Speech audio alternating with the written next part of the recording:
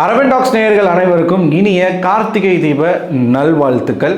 So இப்போ தான் திருவண்ணாமலையில் தீபம் ஏற்றுறதை பார்த்துட்டு ஃப்ரெஷ்ஷாக வீடியோ போடுறேன். ஏன்னா ஆஸ் யூஷுவல் பல வாட்டி சொன்ன மாதிரி கரண்ட் இப்போ தான் வந்துச்சு.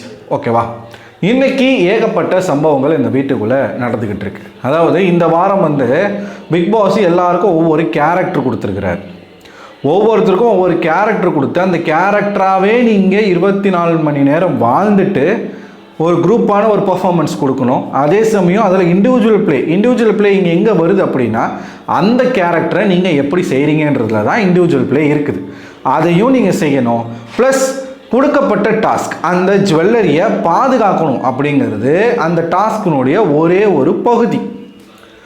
ஆனால் இந்த வீட்டுக்குள்ளே இவனுங்களை வச்சுக்கிட்டு இவனுங்களை தான் நமக்கு நல்லாவே தெரியும் இல்லையா, எந்த டாஸ்க்கு கொடுத்தாலும் டாஸ்க்கை மறந்துட்டு அவனுங்களாவே தான் பெர்ஃபார்ம் பண்ணுவானுங்க. இப்போ ஒவ்வொருத்தருக்கும் என்ன மாதிரியான ரோல்ஸ் கொடுக்கப்பட்டிருக்கு, என்னென்ன கேரக்டர்ஸ் கொடுத்துருக்குறாங்க, அந்த கேரக்டர்ஸை எப்படியெல்லாம் ப்ளே பண்ணலாம். இன்றைக்கி பிக் பாஸ் கூப்பிட்டு அந்த கிளிகிறார். ஏற்கனவே சொல்லிட்டாரு, இது இந்த ஜுவல்லரியை பாதுகாக்கிறது டாஸ்கின் ஒரு பகுதி, மற்றபடி உங்களுக்குன்னு கொடுக்கப்பட்டிருக்கக்கூடிய கதாபாத்திரத்தை ஏதாச்சும் பண்ணுங்க, ப்ளே பண்ணுங்க, உங்கள் கேரக்டரை நீங்களே டெவலப் பண்ணுங்கன்னு சொல்லிட்டார். அதை எதுவுமே பண்ணலை. இவனுங்களுக்கு ஒரே ஒரு விஷயம் என்ன தெரியுமாங்க, அந்த ஜுவல்லரியை பாதுகாக்கணும், அடுத்த வாரம் தலை போட்டியில் பங்கு பெறணும், அதில் ஜெயிச்சு ஒரு வாரம் நாமினேஷன் ஃப்ரீ பாஸ் வாங்கணும், இவ்வளவு தான். மற்றபடி அந்த டாஸ்க்குக்கான ஒரு ஜஸ்டிஃபிகேஷன், நம்ம ரோலுக்கான ஒரு ஜஸ்டிஃபிகேஷனை கொடுக்கலாமான்னு கேட்டால் அதெல்லாம் அனாவசியம், அதெல்லாம் கொடுக்க தேவையில்லை அப்படின்ற ஒரு எண்ணத்தில் இருக்கக்கூடிய ஆட்கள் வச்சு, அதாவது எல்லாரையும் அவங்க லிவிங் ஏரியாவுக்கு கூப்பிட்றாப்புல. இதில் தேர்ட் ப்ரோமோ ஒன்று வந்திருக்கு இல்லையா, தேர்ட் ப்ரோமோ இனிமேல் தான் நடக்க போகுது. அதாவது செகண்ட் ப்ரோமோவில் திவ்யாவுக்கும் கமருதீனுக்கும் வந்த சண்டைக்கான காரணம் இந்த தேர்ட் ப்ரோமோ. அதை பார்க்கும் பொழுது நமக்கு நல்லாவே தெரியுது. ஓகேவா, கமருதீன் அவருடைய கேரக்டர் என்ன, ரெமோ கேரக்டரில் அந்த படத்தில் அவர் யாரை லவ் பண்ணுவார்னா கீர்த்தி சுரேஷ் தான் லவ் பண்ணுவார். பார்வதியுடைய கேரக்டர் என்ன, கோவை சரளாவுடைய அந்த கேரக்டருக்கு பேர் யாருன்னு பார்த்தீங்கன்னா கமலஹாசன். கேரக்டர் டெவலப் பண்ணுங்கடா அப்படின்னா அந்த வீட்டுக்குள்ளேயே பல கமலஹாசன் இருக்காங்க. குணா அவர் இருக்கார் இல்லையா, குணா கமலஹாசன். அவர் குணா வேற கேரக்டரு, பார்வதி வேற கேரக்டர், இருந்தாலும் அவர் தான் கமல். இவங்க பார்வதியை ட்ரை பண்ணணும், ஒரு லவ் கண்டென்ட் பண்ணணும் அப்படின்னா குணா கமலோட ட்ரை பண்ணலாம், ஒரு விதமான ஒரு விஷயத்தை ட்ரை பண்ணலாம். ஆனால் அவங்க எங்கே போகிறாங்க, சிவகார்த்திகேயன் ரோலில் இருக்கக்கூடிய கமருதீன் கூட போகிறாங்க. கமருதீன் ஒரு நர்ஸு, அந்த கெட்டப்பில் இருக்கார், அதை மரண்டாப்பில் கமருதீனாகவே இருக்கிறார். இவங்க ரெண்டு பேரும் சேர்ந்து அடிக்கிற லூட்டிஸை எல்லாரும் பார்த்துருப்பீங்க. லிட்ரலாக காஜி அந்த மாதிரியான காஜிங்க ரெண்டுத்துக்கும். நைட்டெல்லாம் மசாஜ் பண்ணிட்டு உட்காந்துக்கிட்டு இருக்குதுங்க. ஒரு பக்கம் நம்ம வியானாவுடைய கேரக்டரு, அந்த படம் பேர் தெரில, சிவாஜி கணேசன் படத்தில் வரக்கூடிய ராதா கேரக்டர். ஓகேவா, குயில், அவங்களுடைய பேர் சிவாஜி. அந்த வீட்டுக்குள்ளே 2-3 சிவாஜி இருக்கிறாங்க. ஒன்று நம்ம கர்ணன் சிவாஜி, இன்னொன்று மோகன் சிவாஜி, அதான் நம்ம கோபால் சிவாஜி, ஆதிரி இருக்காங்க, இவர் கர்ணன் இருக்காப்புல. அவங்களோட சேர்ந்து எதனா ட்ரை பண்ணலாம்.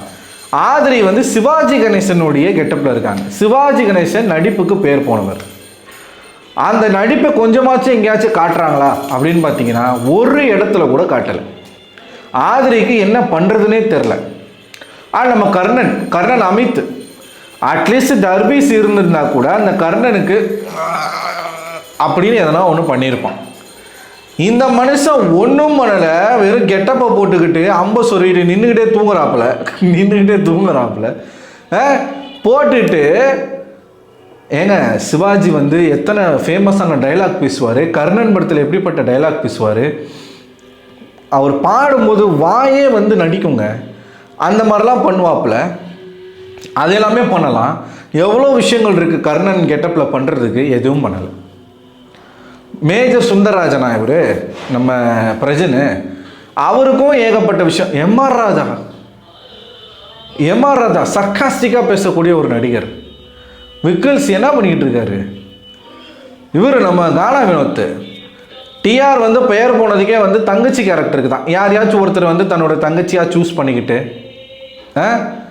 அழகாக ஒரு கேம் வந்து ப்ளே பண்ணலாம். ஒன்றும் இல்லை, வல்லவன் பல்லன் கேரக்டரு அந்த வீட்டுக்குள்ளேயே வந்து யாராச்சும் ஒருத்தரை வந்து சூஸ் பண்ணி ஒரு விஷயத்த பண்ணலாம். கதை இவங்கள டெவலப் பண்ணலாம். ஒவ்வொரு குடும்பம் இருக்கிறாங்க, ஒவ்வொரு குடும்பத்துக்குள்ளேயும் ஒவ்வொரு ஸ்டோரியை டெவலப் பண்ணலாம். தில்லானா மோகனாம்பாள், சிவாஜி கணேசன் இருக்காருங்க, சேர்ந்து ஒரு பர்ஃபார்மன்ஸ் பண்ணலாம்.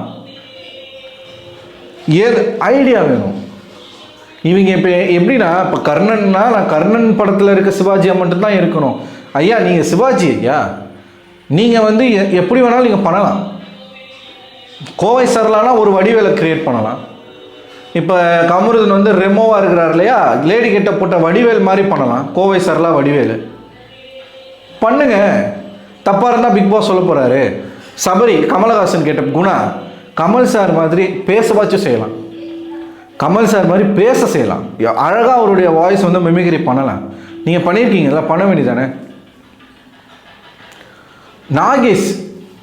நாகேஷ் கெட்டப்பில் இருக்கிறாங்க நம்ம இவங்க சுபிக்ஷா. ஏங்க நினச்சா பண்ணலாம். ரம்யாவுக்கும் ஒரு டம்மி கேரக்டரு, அது ஒன்றும் பண்ண முடியாது. அது வந்து எவ்வளோ பெரிய மாத்திரை அதையாச்சும் சொல்லலாம். அதை கூட சொல்லாமல் நைட்டியை போட்டுக்கிட்டு இங்கிட்டும் அங்கிட்டும் ஓடிக்கிட்டு இருக்காங்க ரம்யா. டாஸ்க்லேயே இல்லை, முழு நேரம் கேப்டனாக தான் இருக்காங்க. ரம்யா பொறுத்த வரைக்கும் எந்த விதத்துலையும் என் பேர் கெட்டு போயிடக்கூடாது, என் கேப்டன்சி நல்லா இருக்கணும், அதை மட்டுமே அவங்க நினச்சிக்கிட்டு இருக்காங்களே தவிர்த்து அந்த கேரக்டர் ப்ளே பண்ணுவோம் கிடையாது. இதெல்லாம் பார்த்தாப்புல இவங்க வந்து தலை போட்டிக்கு போகணுன்றதுக்காக அந்த ஜுவல்லரி பக்கத்தில் மட்டுமே இந்த நம்ம கோபால் கேரக்டரில் இருக்க சாவித்திரியா பேர் தெரியலையே, ஜானகின்னு நினைக்கிறேன். அழகாக அவங்க சிவாஜி கணேசனை கூட சேர்ந்து ஒரு ப்ளே பண்ணணுன்னா பண்ணலாங்க. இவங்களுக்கு என்னென்னா அது தேவையில்லை. நம்ம தேவை வந்து ஜுவல்லரியை வந்து நம்ம காப்பாற்றணும், அவ்வளவுதான். ஸோ இப்போ ஏதோ ஒரு டாஸ்க்கு கொடுத்துருக்குறாரு, அந்த டாஸ்க்கு தான் இப்போ லைவில் நடந்துக்கிட்டு இருக்கு. பிக் பாஸ் ஒரு கட்டத்துக்கு மேலே நொந்துட்டாப்புல கூப்பிட்டு எல்லாரையும் லிவிங் ஏரியாவில் உட்கார வச்சு நானும் வாரம் சொல்லிக்கிட்டு இருக்கேன், ஒருத்தருக்கும் ஒவ்வொரு விஷயம் நான் கொடுத்துக்கிட்டே இருக்கேன், ஆனால் அது எதையுமே செய்ய மாட்டீங்க. நீங்களாக இருக்கிறதுக்கு எதுக்கு உங்களுக்கு ஒரு காஸ்டியூம், எதுக்கு உங்களுக்கு ஒரு கேரக்டரு, எதுக்கு இந்த டாஸ்க்கு? நான் எந்த சீசன் கண்டஸ்டன்ஸ்கிட்டையும் இந்த மாதிரி நான் சொன்னது கிடையாது, நான் ஃபீல் பண்ணது கிடையாது.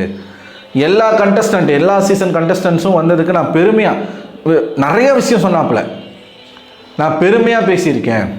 ஆனால் முறையாக பிக் பாஸ் வரலாற்றில் உங்கள் கூட நான் வந்து இருக்கிறது வந்து நீங்கள் என்னை டிசர்வ் பண்ணவே இல்லை. லிட்டரலாக அவர் என்ன மோடுக்கு போயிட்டாருன்னா, அசிங்கமாக இருக்கும் உங்களோட நான் வந்து ப்ளே பண்ணுறதுன்ற மோடுக்கு போயிட்டார். நீங்கள் தான் இனிமேல் ஏர்ன் பண்ணணும் அப்படின்னு சொல்லிட்டாப்புல. அந்த அளவுக்கு ஒரு மனுஷன் வந்து ஃப்ரஸ்ட்ரேட் ஆகியிருக்கார். அப்படின்னா முழுக்க இவனுங்க காரணம். இந்த கானா வினோத், கமருதீன் இவங்க பண்ணக்கூடிய விஷயம் டிஆர் மாதிரியா பண்ணிக்கிட்டு இருக்காரு. அவர் ஒரு இடத்துல டிஆர் மாதிரி பண்ணிகிட்டு இருக்காரா? யாருமே எந்த கேரக்டர்லையுமே இல்லை. கோவை சரளாலாம் எப்படிப்பட்ட ரோல் எப்படின்னா ப்ளே பண்ணலாம். ஆனால் இது உக்காந்துக்கிட்டு அவன் மடியில் படுத்துக்கின்னு, அவன் இது மடியில் படுத்துக்கின்னு, மசாஜ் பண்ணிக்கின்னு, கட்டி பூச்சிக்கின்னு, இவங்க 2 பேரை கேட்டது தான் ஹைலைட்டு. மறுபடியும் கேட்குறாரு, நான் எத்தனை முறை சொல்லியிருக்கேன் மைக்கை மறைச்சி பேசாதீங்க. எவ்வளோதாங்க சொல்லுவார் அந்த மனுஷன். பார்வதியும் கமருதீனும் எந்த அளவுக்கு கேட்க முடியுமோ அந்த அளவுக்கு நேற்றும் கேட்குறாப்புல, இன்றைக்கும் கேட்குறாப்புல. எவ்வளோதான் நான் சொல்கிறது மைக்கை மறைச்சி பேசாதீங்கன்னு சொல்லி, இங்கே அவ்வளோ கேமரா இருக்குது, நீங்கள் என்ன அவ்வளோ முட்டாளாக நினச்சிட்டு இருக்கீங்களா அப்படின்னு கேட்குறாப்புல. என்ன சொன்னால் நீங்கள் வந்து அதை செய்வீங்க, எப்படி சொன்னால் நீங்கள் அதை செய்வீங்கன்னு கேட்குறாப்புல. லிட்டரலாக அந்தளவுக்கு மனுஷன் வந்து அவ்வளோ தன்னுடைய டெம்பர்மெண்ட்டை லூஸ் பண்ணியிருக்காரு. நம்ம இந்த சீசனுடைய கண்டஸ்டன்ஸ் வேஸ்ட்டுன்னு முன்னாடியிலேருந்து சொல்லிக்கிட்டே இருக்கோம். இந்த சீசனுடைய சாய்ஸ் ஆஃப் கண்டஸ்டன்ஸ் வந்து ரொம்ப ஒஸ்ட்டாக இருக்குது நம்ம சொல்லிக்கிட்டே இருக்கோம். அதை இன்றைக்கி பிக் பாஸே ஒத்துக்கிட்டாப்புல. நான் எந்த சீசன்லேயும் இந்த வார்த்தையை சொன்னதில்லை, நான் வந்து ரொம்ப அசிங்கமாக ஃபீல் பண்ணுறேன் அப்படின்ற ஒரு வார்த்தையை பயன்படுத்துகிறாரு, பதிவு பண்ணுறாரு. அப்படின்னா இவனுங்க எந்த அளவுக்கு வந்து இந்த ஷோவை கெடுக்கிறாங்கன்றது புரியுதா? தில்லானா மோகனாம்பாள்லாம் எப்படிப்பட்ட ஒரு ரோல், அதை நல்லாவே பண்ணலாம். ஏமி ஜாக்சன் நல்ல ரோல், நல்லாவே பண்ணலாம். எல்லாருக்குமே கொடுக்கப்பட்ட ரோல் நல்ல ரோல் தான். இந்த ரெமோலாம் எந்த அளவுக்கு காமெடி பண்ணலாம், ஆனால் அவன் பேசுறது எல்லாமே ஆபாசம். எந்த சீசன்லேயும் எந்த கண்டஸ்டண்ட்டும் படாத அசிங்கத்தை இந்த சீசன் கண்டஸ்டன்ஸ் பட்டுட்டு இருக்காங்க. அதுக்கு முழுக்க காரணம் அவங்க தான். நடுவில் இந்த காஜி கபில்ஸை போட்டு பொழந்தது தான் எனக்கு ரொம்ப சந்தோஷமாக இருந்துச்சு. நம்மளும் அடுத்தடுத்த வீடியோவில் அவங்கள தான் பொழக்க போகிறோம். ஸோ நிறைய சம்பவங்கள் இருக்குது. ஒன்றா பேசுவோம். நான் டைம் கிடைக்கும் போதெல்லாம் வீடியோ போட்டுட்டு தான் இருக்கேன். அதனால் இந்த கரண்ட் ப்ராப்ளம் இருக்கிறதுனால என்னால் ஒன்றுமே பண்ண முடியல. நீங்கள் அதை புரிஞ்சுப்பீங்க நான் நினைக்கிறேன். ஸோ அடுத்த ஒரு வீடியோவில் உங்களை சந்திக்கிறேன். அதுவரை உங்களிடம் விடைபெறுவது நான் அரவிந்தன்.